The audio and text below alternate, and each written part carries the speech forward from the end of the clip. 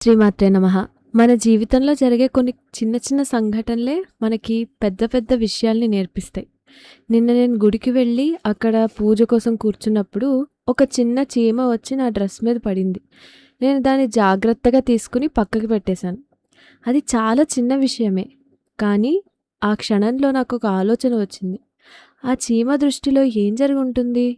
తన దారిలో వెళుతూ ఉంటే అకస్మాత్తుగా ఎవరో ఒక పెద్ద శక్తి దాన్ని ఎత్తి పక్కకి పడేశారు.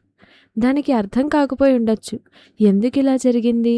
నేను వెళ్తున్న దారిలో ఎందుకు నన్ను ఉండనివ్వలేదు అనుకుని ఉండొచ్చు. అప్పుడు నాకు ఇంకొక ఆలోచన కూడా వచ్చింది. ఒకవేళ ఆ చీమ ముందున్న దారిలో నీళ్లు ఉంటే లేదా ప్రమాదం ఉంటే అది ఆ చీమకి కనిపించదు. ఎందుకంటే దానికి తన ముందున్న కొద్ది దూరం మాత్రమే కనిపిస్తుంది. కానీ నాకు పైనుంచి మొత్తం దారి అంతా కనిపిస్తుంది. దానికి కనిపించని ప్రమాదం నాకు ముందే కనిపిస్తుంది. అందుకే ఒకవేళ అలా ముందు నీళ్లు ఉండి ఉంటే నేను దాని దారి కూడా మార్చేదాన్ని. అయితే ఇక్కడ నాకు ఒక గొప్ప విషయం అర్థమైంది. ఒక సాధారణ మనిషినైన నేను ఒక చీమ చూడలేని దాన్ని చూడగలిగితే ఈ విశ్వమంతటినీ సృష్టించిన భగవంతుడికి మనకు కనిపించిన దాన్ని చూడలేరంటారా? మన భవిష్యత్తులో ఏం జరగబోతోందో మనకి తెలియకపోవచ్చు. కానీ ఆయనకి మొత్తం తెలుసు. మనం ప్రస్తుతం వెళ్తున్న దారి లేదా మనం ప్రస్తుతం చేస్తున్న పనులు చాలా బాగున్నాయి అనిపించవచ్చు. నిజానికి అవి మనకి మంచివి కాకపోవచ్చు. మనకు నచ్చని మార్పు మన జీవితాన్ని కాపాడే మలుపు అయ్యుండొచ్చు. కానీ సమస్య ఏంటంటే మనకు అర్థం కాని ప్రతి విషయాన్ని మన నష్టంగానే భావిస్తాం. ఒక్క అవకాశం పోతే నా జీవితం అంతా అయిపోయింది అనుకుంటాం. మనకు నచ్చినవి దూరం అయితే ఇంకా నా సంతోషమే లేదు అనుకుంటాం. ఒక ప్లాన్ ఫెయిల్ అయితే ఇంకా అంతే అనిపిస్తుంది. కానీ నిజం ఏంటంటే మన పర్స్పెక్టివ్ అంటే మనకి కనిపించేది చాలా చిన్నది. మనకు ఈ రోజు మాత్రమే కనిపిస్తుంది, జీవితం మొత్తం కాదు. అందుకే కొన్నిసార్లు మనకు కావాల్సింది జరగకపోవడం కూడా మనకు అవసరమైందే అయ్యుంటుంది. అయితే ఇక్కడ మనం గుర్తుంచుకోవాల్సిన విషయం ఒకటి ఉంది. చీమ దారి మారింది కదా అని అక్కడే ఆగిపోలేదు. అది మళ్ళీ తన నడక మొదలుపెట్టింది. మనం కూడా అంతే. ఏదైనా పని జరగలేదు అంటే వెంటనే వదిలేయకూడదు. ఒకసారి ప్రయత్నించి ఆగిపోకూడదు. మళ్ళీ ప్రయత్నించాలి. మళ్ళీ ప్రయత్నించాలి.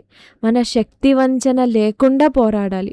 ఒకవేళ శతవిధాల ప్రయత్నించిన తర్వాత కూడా తలుపులు తెరుచుకోకపోతే అప్పుడు బహుశా ఆ దారి మన కోసం కాదు, దీనికంట గొప్పదైన దారి ఇంకొకటి ఉంది అని మనం భావించాలి. ఎన్నో భావాలున్న నాకే అంటే కోపం, బాధ, అహంకారం ఇలా ఎన్నో ఉన్న నాకే ఆ చీమని నేనేం హర్ట్ చేయలేదు, పక్కకి పెట్టానంతే.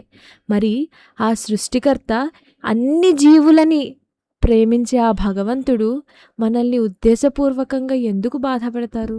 మనం చేయాల్సిందల్లా రెండే పనులు. ధర్మ మార్గంలో ఉండటం, మనం చేయాలనుకున్న దానికోసం ఖచ్చితంగా పోరాడటం, మన ప్రయత్నం నిరంతరం చేయటం. శ్రీకృష్ణ పరమాత్ముడు భగవద్గీతలో చెప్పినట్టు కర్మణ్యేవాధికారస్తే మా ఫలేషు కదాచన అని ఉంటుంది కదా. కర్మ మన బాధ్యత, ఫలితం మన అధికారంలో లేదు. కాబట్టి జీవితంలో జరిగే ప్రతి మలుపు కూడా మనం అవ్వాల్సిన వ్యక్తిగా మనల్ని మలిచేందుకు ఒక మార్గం అయ్యుండొచ్చు.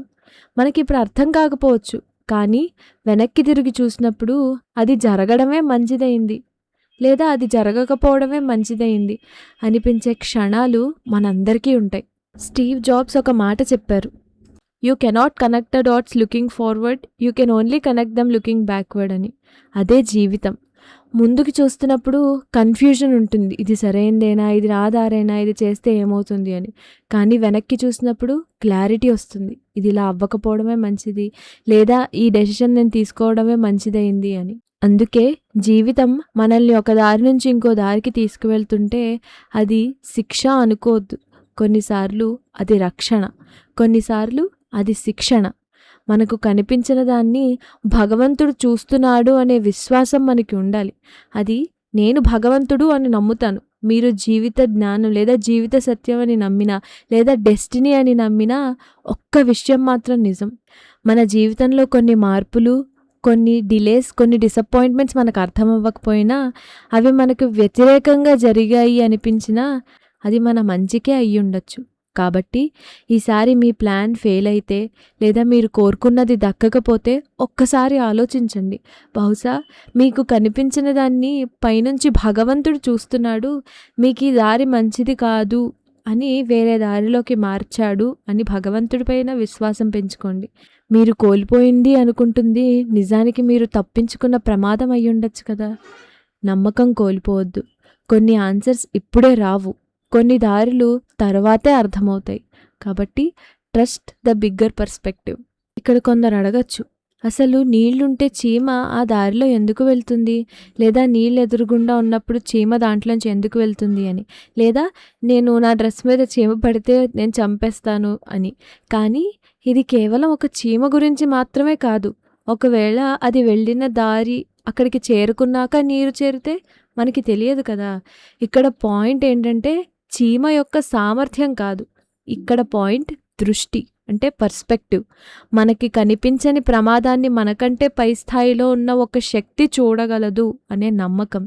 ఇది నా వ్యక్తిగత ఆలోచన, నా నమ్మకం మాత్రమే.